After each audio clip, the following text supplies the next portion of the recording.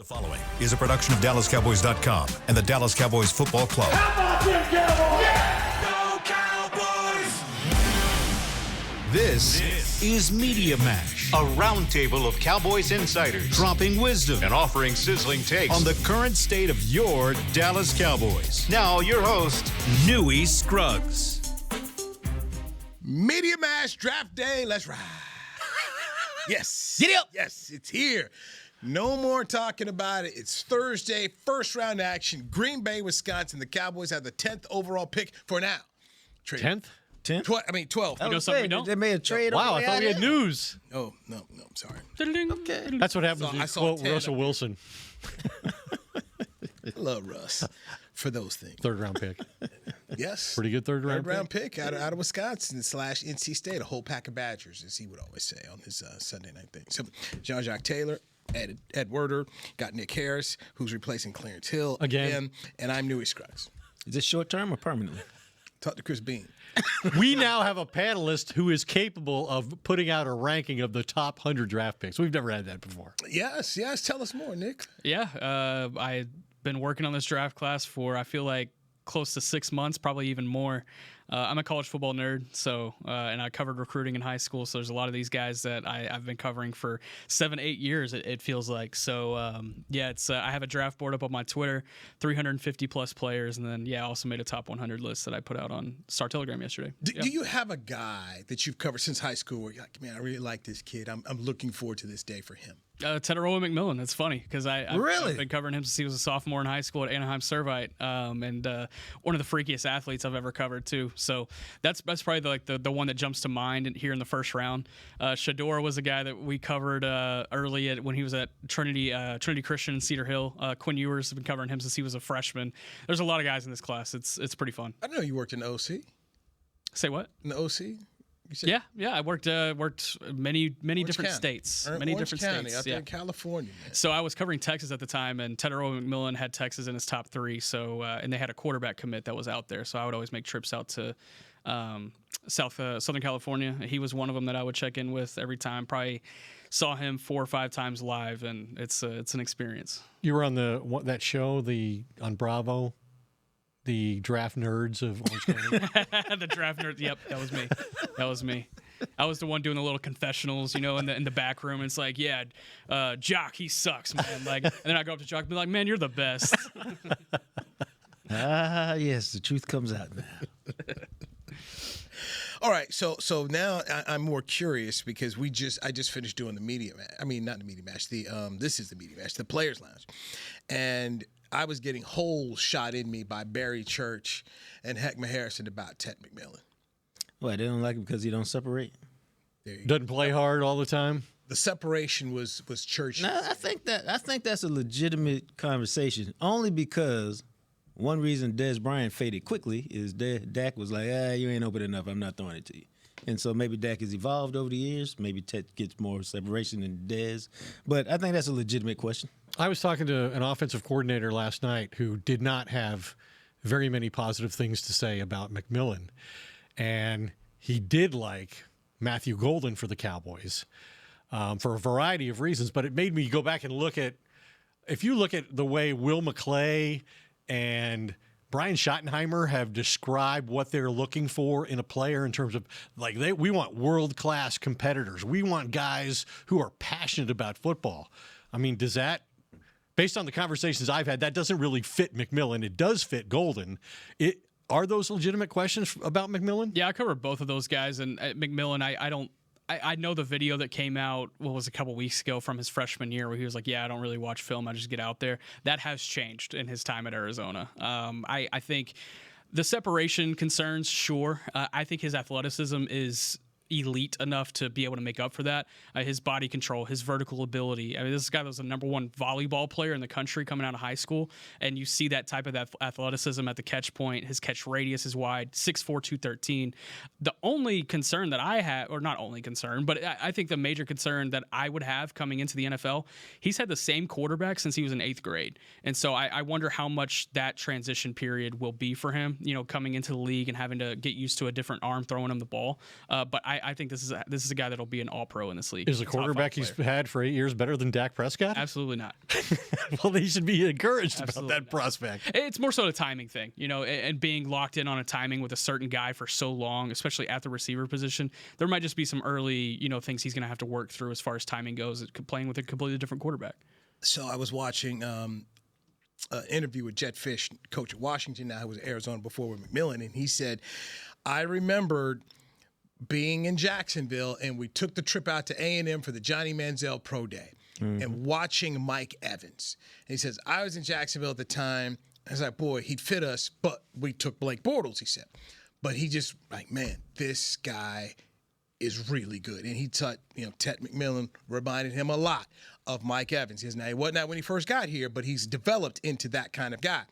And in my mind, I'm saying to myself, oh, if I could have a Mike Evans type player next to CeeDee Lamb, give me that. And we've all seen Brandon Aubrey walk out there for too many kicks.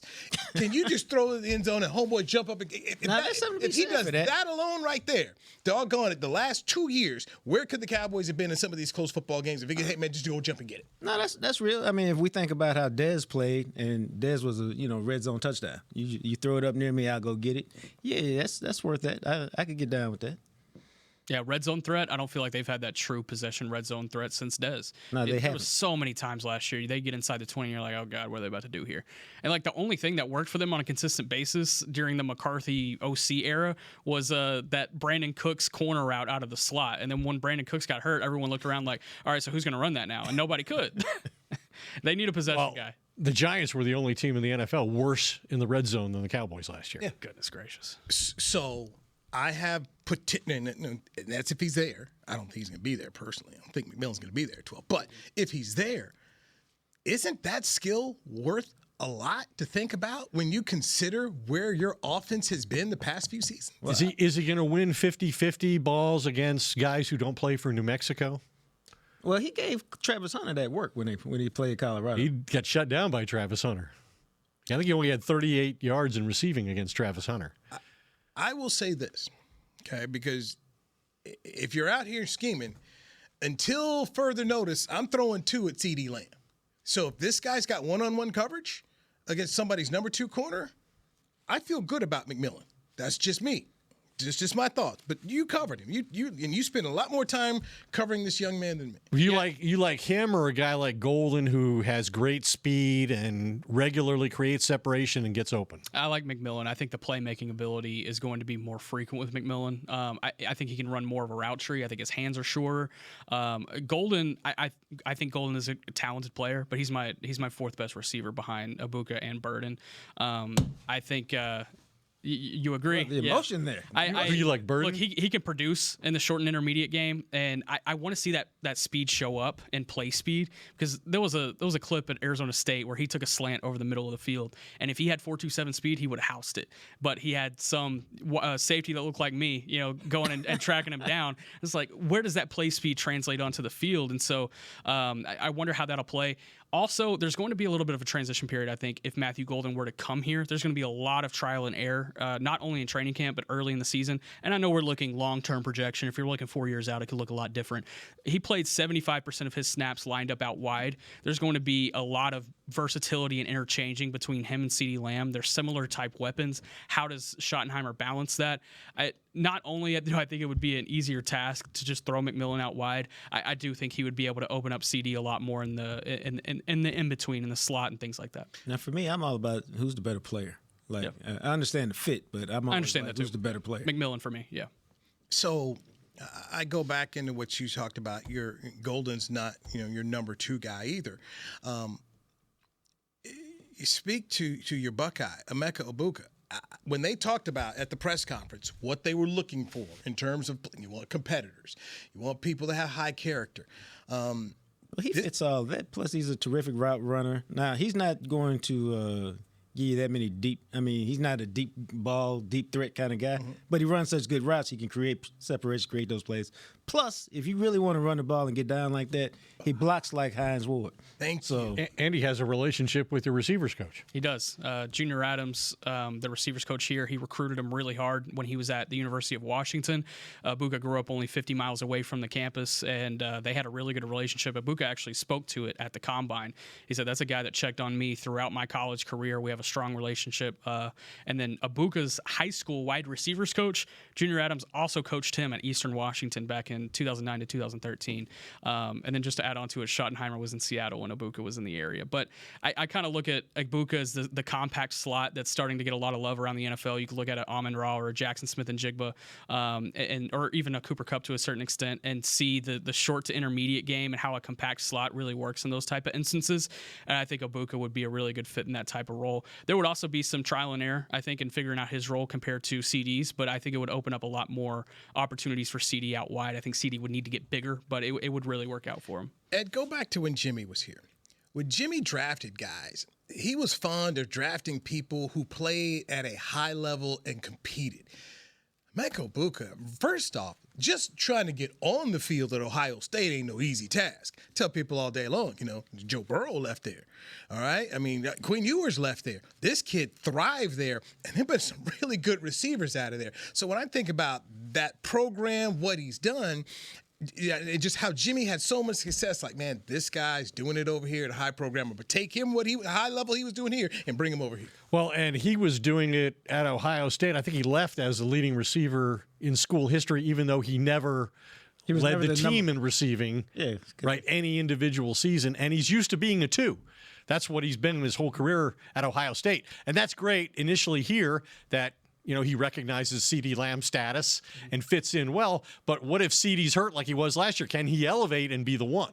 Yeah, to speak to Ed's point, he was a number 2 behind Chris Olave, Jackson Smith and Jigba, Jeremiah Smith, Marvin Harrison Jr., yet he's the program's all-time leader in receptions. So you think about all the talented receivers that have gone through Ohio State. Jacques could speak to that for sure. I think pairing him with a clear number 1 would be a really strong option for him. And Will Howard, the quarterback who won the national championship with him, spoke at the Combine about, that he sees the game and understands the game like a quarterback. Well, he's the one who called the deep ball to Jeremiah Smith in the championship game in the fourth quarter. That's awesome. I just, like I said, I don't think McMillan will be there. So I agree. But I'm not taking Abuka at 12. I slide back, go get him at 18, 19, 20, 21. And so when Nick Eatman asked me, hey, who do you have the Cowboys taking? I went with Emeka Buka, and I believe in a trade down. There's somebody that's going to want to come up. People There say, always who is. There's right. There's always somebody who's all of a sudden, my guy's dropping. My guy's dropping. What do I do? And Jerry will take your call. And at the press conference, he seemed like Trader Jerry was back in business. He's Trader Jerry, got the hat on, right? 72 draft day trades for Jerry. I'm back. You got to call me, though. Correct. You got to call me. I ain't calling nobody. Right. And that's where He wants leverage. That's leverage.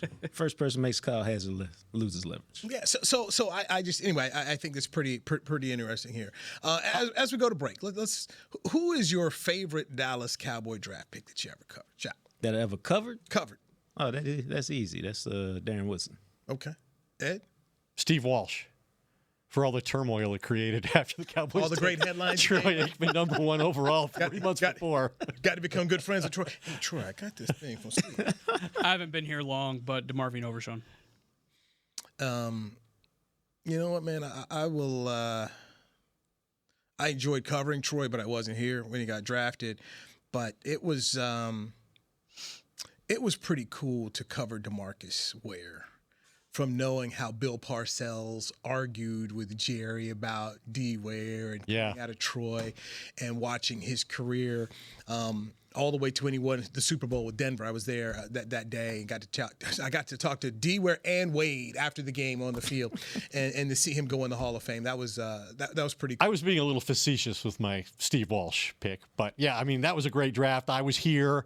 Bill Parcells actually encouraged me to be here because they had 2 first-round picks, and it was going to be really an interesting draft. And then he got upset at me when basically I asked him, I said, would you sit down with me and have like a production type meeting and, so I can have a better understanding of, what your strategy is going to be. And I won't reveal anything that would damage you, obviously, in advance of you making a pick, but I would like to understand the whole thing. And he said, absolutely not. We can't jeopardize our picks and our draft that way. And so I got it from somebody else and I reported it, and he got pissed off to the point that he walks out and he goes, "Who's telling you this?" He says, and then he says, "I'm still going to do the live interview with you, but you could have really hurt us here. Who told you all this?" You said, a tooth fairy. Just give me a Will McDonough treat. It's a great story. But I had met him at Cowboys Golf Club randomly before the draft, and he was like, "You got to be here. Where are you going to be for the draft?" I said, "Well, either here or San Diego, because both teams have two first round picks." And he said, "Well, you should be with us." And I said, "Well, the one way I know I could get ESPN to assign me the Cowboys is if you'll agree to do a live interview with me at some point in the draft." And so he agreed to do it, and then got mad at me about his lack of cooperation, leading me to find out from somebody else, and then. But he promised me he was still going to do it. As mad as he was, and as much harm as I had potentially done, which was obviously none because they wound up executing their plan perfectly. Yes. But as nervous as it made him, I'll still do the interview. Which was, you go back to Sean Merriman from Maryland was also the heavy consideration there. And then the reports that Parcells wanted to take Spears, the defensive tackle. He did. And they were like, no. Then he's mad and he's pouting again. They're like, we get him at 20. Then they did it. And so it's and covering Ware's whole career was, and then because remember, Sean Merriman came out. He was the better player, more productive player initially.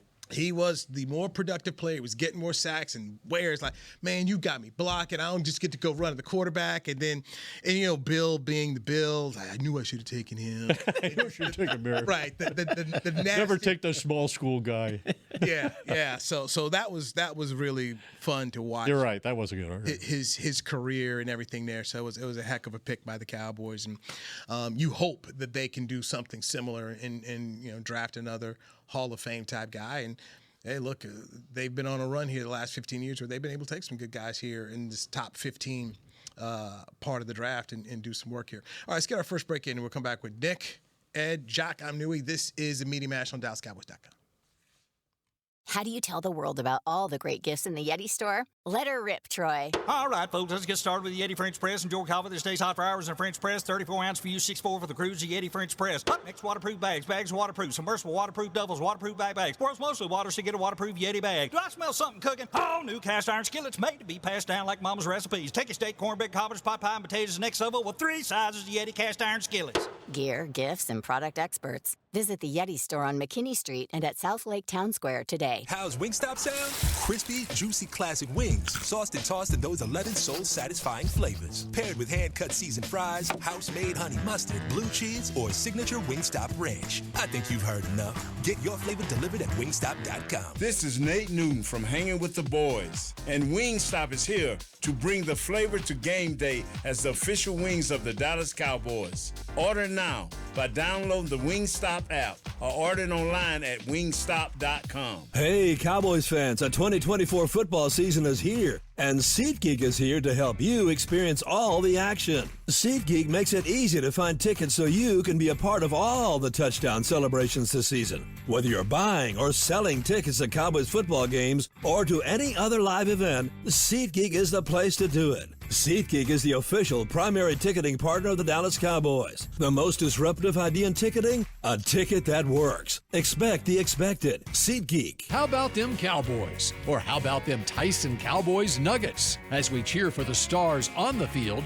we love that we've also got some stars on our plate, thanks to Tyson brand star-shaped Cowboys Nuggets. They sure make game day special, and for every purchase of the new Tyson Cowboys Nuggets this holiday season, Tyson Foods will donate $1 to the Salvation Army up to $100,000. As you enjoy your stars on and off the plate, remember, tailgates and game day have always been Tyson. Back to Media Mash.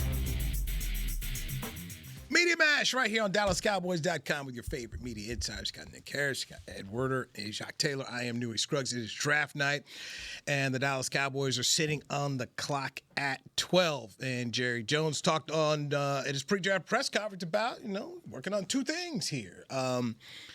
Is this Jerry just talking, or do we think Jerry's really working on 2 things? I'll start with you, Nick.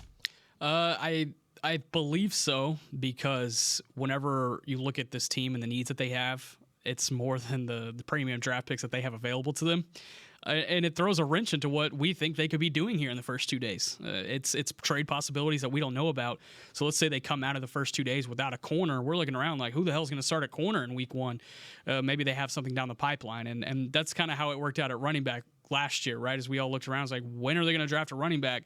And then Jerry's speaking confidence into Ezekiel Elliott and bringing him in. So these outside options definitely factor in. You just wonder where and what position groups those be. Now, clearly they need a better plan than that this year. I agree, 100%. 100%. Just Zeke is still out there, by the way. It's hard to envision the Cowboys making a major trade, giving away major draft collateral, because everybody now just values these picks now more than ever. Like today and tomorrow, that's what you waited all year for, is to use this commodity. But I also remember Randy Moss got traded, going into day 2. So it's happened that great players have been moved from one team to another, even after the first day of the draft and before the start of the second day. I definitely think they're going down. I mean, if they get an opportunity, I think they'll move down. I think they're seeking an opportunity. Well, that makes sense, right? This is a team that's got so many holes in their roster. They're in a division with the defending Super Bowl champion and a Washington team on the rise that played in the NFC Championship game last year. Look at all the holes they have to fill. They don't have a 4th-round pick. Most people think this is a draft where you can get 4 or 5 starting players on a good team. Okay. And so if that's the objective, then trading back seems like a very realistic possibility. And something you said right before the break, it intrigued me. When you said you thought maybe there's only 6 blue-chip players here in this draft. If you're sitting at 12 and a blue-chip player is there, what do you do? And I'll give you an example. Take him. Okay. I'll just throw one out there. I got him. Tyler Warren. Okay, cool. I'd take him. Tight end at Penn State. Cool. If you're sitting at 12 and he's there, you good? Jake Jake Ferguson was really good early in his career, not so great last year. And we talked about it earlier. Talk about guys who can score touchdowns, red zone guys, versatile players. This guy even played wildcat quarterback, right, at Penn State. I'd absolutely take Warren. Can you make a play? Do you make us better? You ain't got to overthink these things, man. That's what happens too many times. People start overthinking. If you're talking about this guy being a blue chip tight end, remember Witten's the greatest tight end in history and a potential Hall of Famer. He's a 2nd-round pick. Third. Was he a 3rd? Yeah, 3rd. So, if Warren rates that much higher than a guy like Witten, now maybe he won't have the career. He probably won't have the career that Witten had. Not many folks will. But, for all the things that Warren can do and has demonstrated he's able to do it in a major college against great competition, I would absolutely stick there. And then if you want to run the ball, you can certainly do 12 personnel and get them on both out there. You certainly could dangle it in front of a team, too. I think there could be some trade value if a guy like Tyler Warren is there at 12 and a tight end needy team. You think about the Colts; they're looking to they're at 14. They're looking to grab a tight end here. They had the worst tight end production in the NFL last year. Awful, and their room is awful. And you could slide back to 14 and probably pick up a day 2 pick. What about Denver? 2 slots. Sean Payton has talked about needing a joker player in his offense. Yeah. Isn't that what Warren would be? So is he a blue chip on your board? He is, yes. I would try to dangle that in front of teams as much as I could, but if I had to stick and pick, I'd stick and pick. Can you reveal your blue chips for me? Let's go. Travis Hunter, Genty, Abdul Carter out of Penn State, Will Campbell, LSU. I have Ted McMillan at 5 out of Arizona, Kelvin Banks out of Texas, Mason Graham out of Michigan, and then that's where I'd probably have Tyler Warren. Okay, so the last of your blue chippers. Yeah. Okay, let's throw Banks from Texas. If he's sitting there, are you all in agreement? Take the blue chip player at offensive line if he's sitting there? We playing him at tackle. We playing him at guard. Guard probably. That's at least a leak thought around Kelvin Banks, but it would be you'd have to shuffle some things up. I feel like maybe you could probably put him at right guard and he'd be fine. He has the football knowledge to apply that, and I think he has the work ethic to figure it out. But it would be requiring a move from left tackle to right guard. That would be interesting. Gee, we saw how easy that was last year for the guy they drafted exactly. for the first round. Moved from right tackle to left tackle. That guy wasn't that talented, relatively speaking. Absolutely. He was not a blue chip player. No. In his defense, he was not a blue chip player. And it ain't his fault they overdrafted him. He was always going to be a development project, too. We knew that when the pick was made.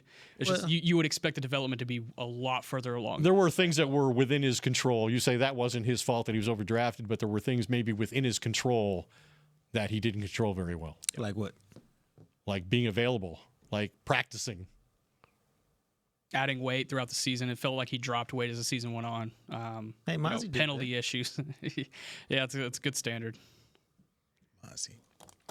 Did you say Mozzie? He said Mozzie. I said Mozzie dropped weight during the season. First round special. Nobody told him he was trying to get his speedo game on. But what wide receivers are you passing up in that scenario?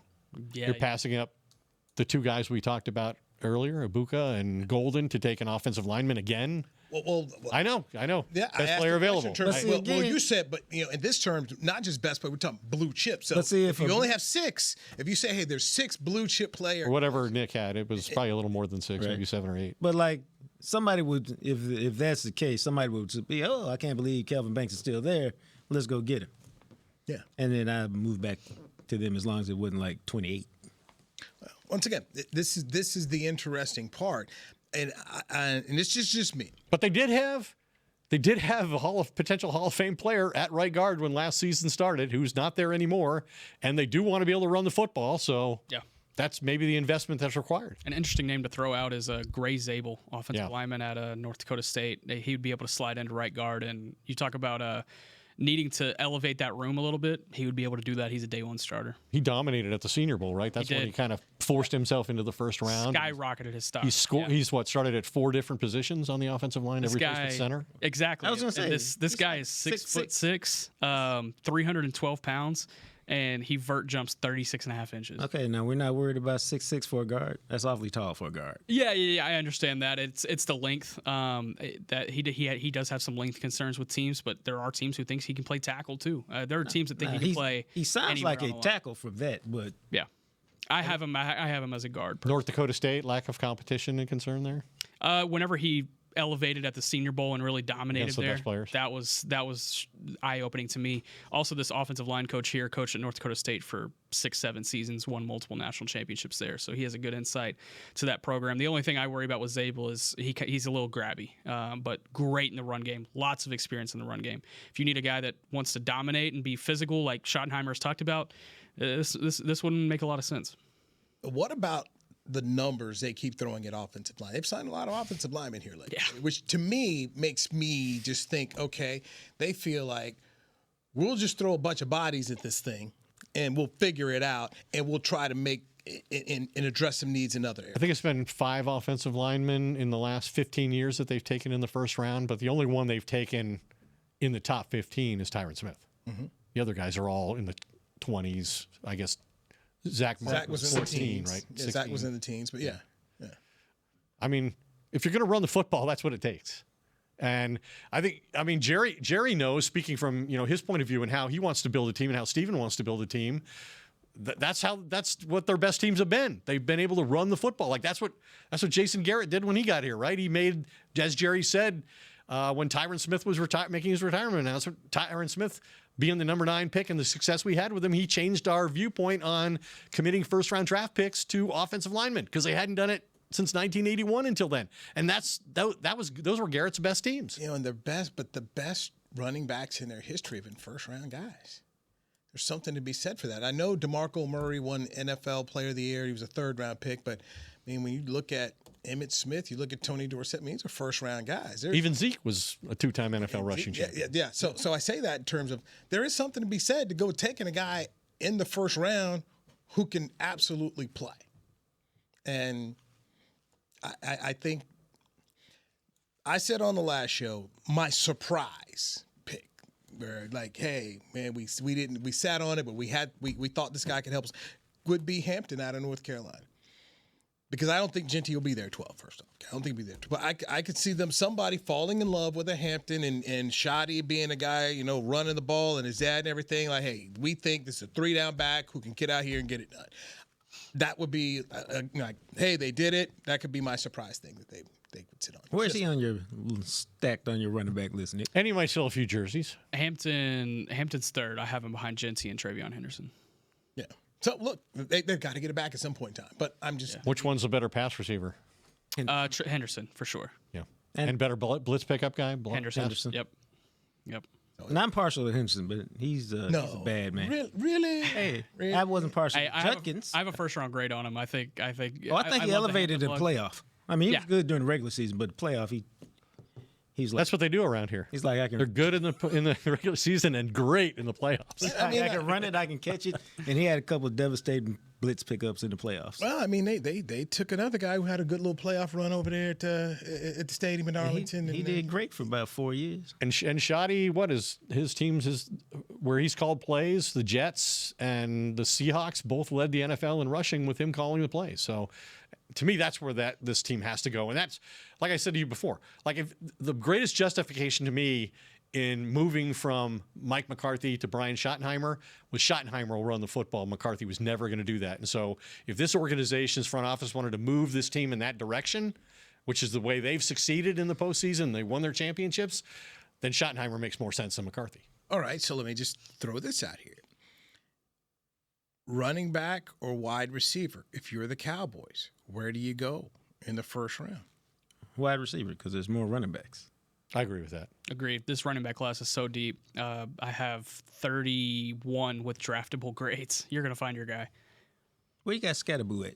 I have a last one of the third. It honestly hurt me to put that third round on there, but he deserves it.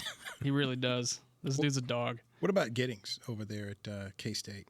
He's the top one in my fifth round. He's super long and lanky, kind of upright and narrow. I think that's going to lead to some issues, not only durability-wise at the NFL level, but guys just being able to bring him down a little bit easier. I like the contact balance with a lot more other guys. The Cowboys haven't drafted a running back in 4 of the last 5 drafts. The last player they drafted at running back was Deuce Vaughn. He's the only player in the last 43 selections at running back that they've taken. That's wild. That's why they're going to take one. Wow. Early in this draft. Certainly, right? Friday. Certainly. It has to go down Friday. If we're going into Saturday and they haven't made a pick yet, oh my goodness. It has to be. Yeah, they got to get yeah. It has to happen in the first 3 picks, first 3 rounds. By tomorrow, they better have by tomorrow night, they better have a Friday. To me, that's why they need to trade down, because that extra third, hopefully third, maybe fourth, but that you pick up allows you the flexibility and maneuverability to solve some of these problems you get. Okay. I mean, all 30 of these guys aren't going to be great NFL starting running backs. Correct. No. Yeah. And so that's why you need to pick them sometime. And you need to get the guy you want, not the guy who's left over. Bashal Tootin out of Virginia Tech at 76. That would be big play guy, absolutely. Big speed guy, early down guy. A lot of fumbles though.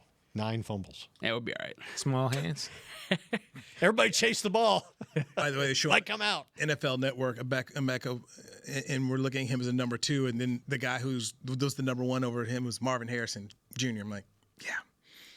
I mean, to be able to compete and work in a room like that, I want guys like that, because you're playing at a high level. I mean, you're playing with some world-class competitors. Thank you. Just to get on the field.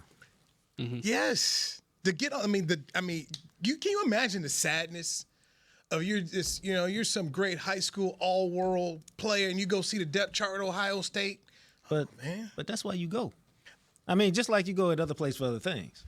You go to compete against the best, because if I can make it here, I can do it wherever. But in today's society, how many of these kids they won't stick around to compete?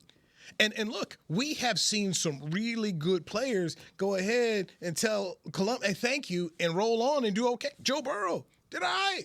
Quinn Ewers did all right. That's why Jameson Williams left. I need to play.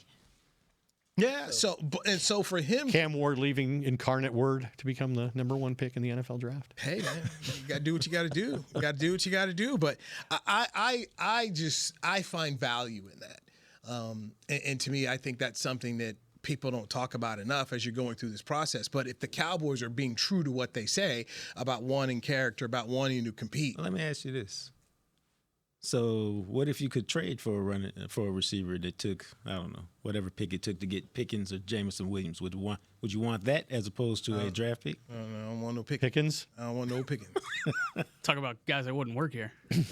Well, J-Lou's not here anymore, so it wouldn't have that friction at least. That's funny. That'd be such a middle finger to J-Lou. Oh my God. Let's get our last break in here on the Media Mash. Get as we Amon ready on for next. round one of the NFL Draft. This is DallasCowboys.com. Star Sports Tours is the only official fan travel partner of the Dallas Cowboys, offering exclusive game weekend travel packages with pre-game sideline access and photo ops with current players, cheerleaders, and Cowboy legends. You want to stay at a team hotel, attend the best tailgate party in Texas, tour the Star, and talk X's and O's with me, Everson Walls? With Star Sports Tours, you can. Visit cowboystravel.com to book your travel package today.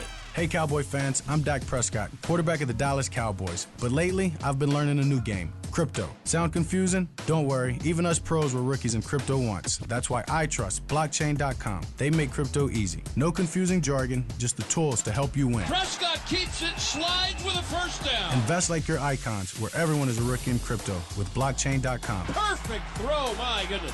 Wow, did he ever thread the needle. Visit blockchain.com/Cowboys to get started. Star Sports Tours is the only official fan travel partner of the Dallas Cowboys, offering exclusive game weekend travel packages with pre-game sideline access and photo ops with current players, cheerleaders, and Cowboy legends. You want to stay at a team hotel, attend the best tailgate party in Texas, tour the Star, and talk X's and O's with me, Everson Walls?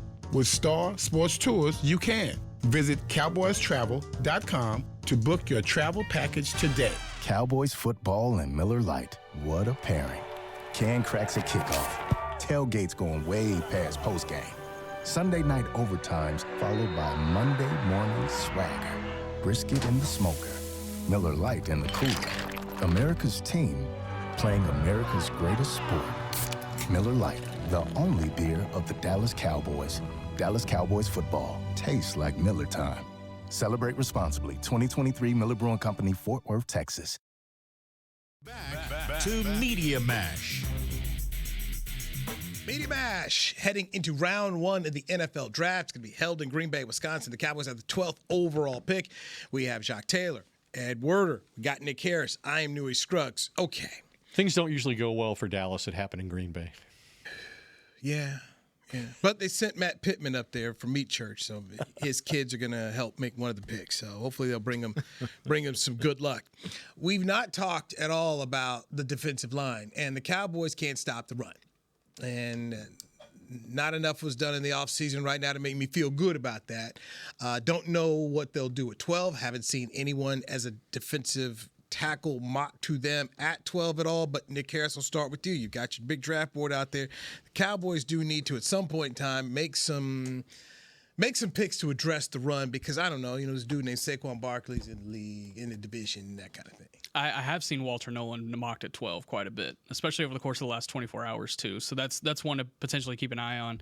Are we just focusing on defensive tackle or the D-line in general? You can go D-line in general, too. I think at 12, you could also look at Michael Williams out of Georgia, Shamar Stewart out of Texas A&M, two guys that they've done a lot of homework on, understand who they are, and potentially what they could bring from a run defense perspective. I think there's a lot of emphasis. It's funny you mentioned that. There is a lot of emphasis, I think, from the scouting department in trying to find guys that specialize in defending the run. So those would be the two day one guys I'd look at. Day two, that's where things start to open up a little bit. You could look at a James Pierce Jr. out of Tennessee if they, felt like the character concerns, they could check that off and be all right with that. I wouldn't, but the defensive tackle position, Kenneth Grant, who at 6'4", 330 pounds, he's got crazy speed. I actually saw him working out during the pre-draft process, and that's one of the fastest humans I've ever seen at that size. Michigan defensive tackle. Yeah. And then another guy that they've done a lot of homework on that we You said Michigan?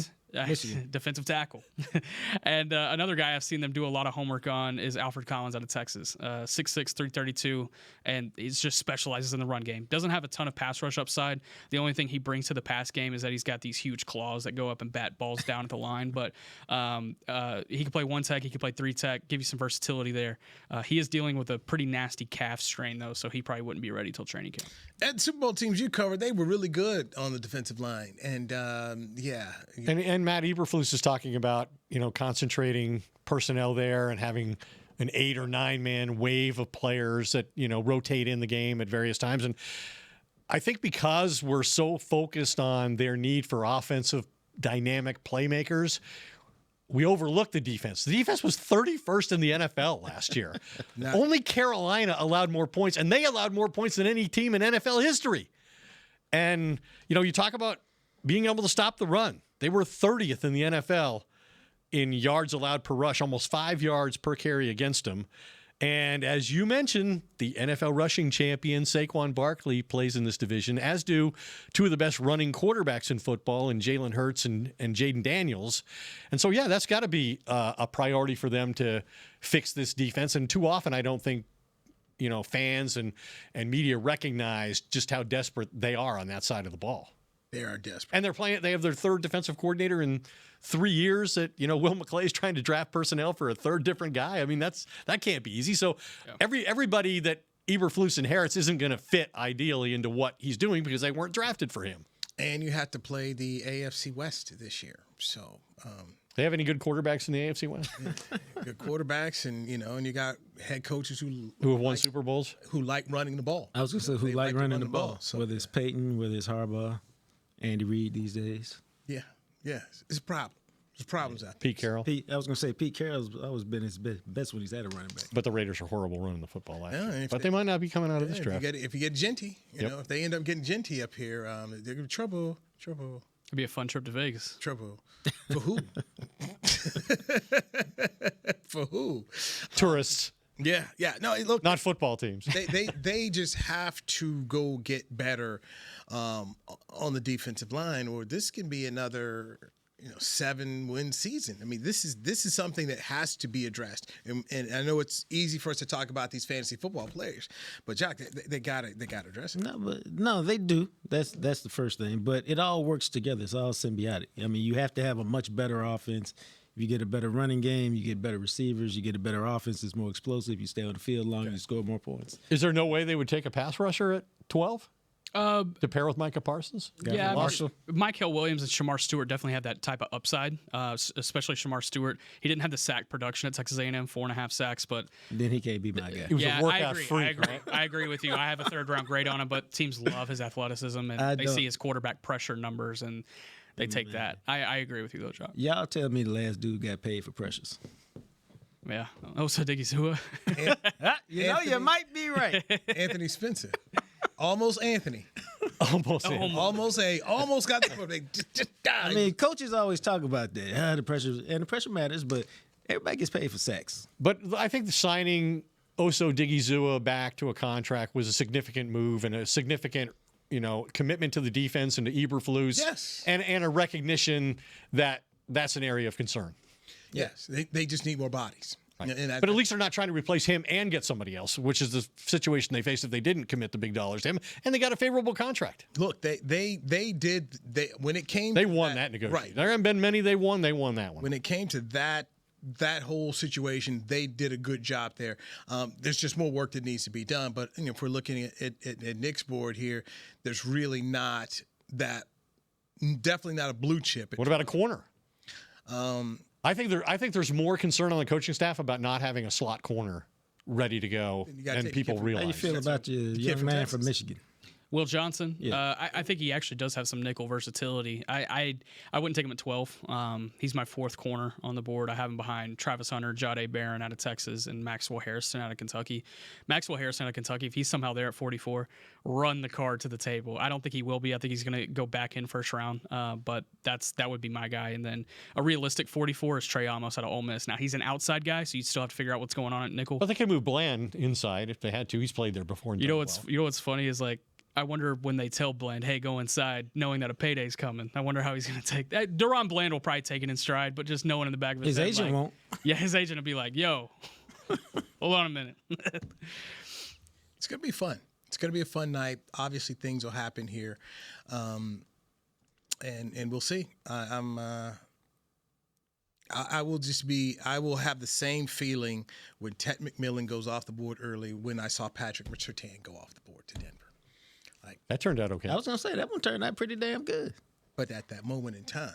Oh, you was some crestfallen? I was. Because I thought Surtain fits. Like this guy, you take Surtain, Diggs, yeah, you're good. And Horn was the other guy they really wanted, right? But they wanted him. They wanted either one of those corners, and then right in front of them, They both go, and they get stuck with Micah Parsons in a trade back With the Giants pick. Stuck with him. Dang. Yeah. So that was just, but Surtain, I was, you do all that mock draft and you hear this, and Surtain, it just fits, and nobody, and then you come to find out, well, guess what? You know what? Vic Fangio the whole time, like, yeah, that guy. And you're like, doggone it. And that's why I'm not looking toward McMillan, because I'm just like, you know what? No, this is too good of a football player. And then you show me your big board there, like, yep, see, he's too good of a football player to be hitting near 12. Is Vic Fangio the biggest Cowboys villain, like over the course of Yes. consistent villain? I mean, 3 different teams. Oh my gosh, Denver, Miami, Philly. Now he's in Philly. Taking the blueprint everywhere he goes. See, got these guys. And he even said that. Oh, yes. As I said, the blueprint. Yeah, I got the blueprint on these guys. He just took it straight from Jay-Z, the blueprint. They go take Jay-Z's photo out and put Vic Fangio. And yes, he is that. Nick Harris, thank you. Ed Werder, thank you. Jock Taylor, thank you. Jazz, Chris Beam, everybody involved, DallasCowboys.com. I'm Newy Scruggs. Enjoy the draft tonight. This has been a production of DallasCowboys.com and the Dallas Cowboys Football Club. How about this, Cowboys? Yeah!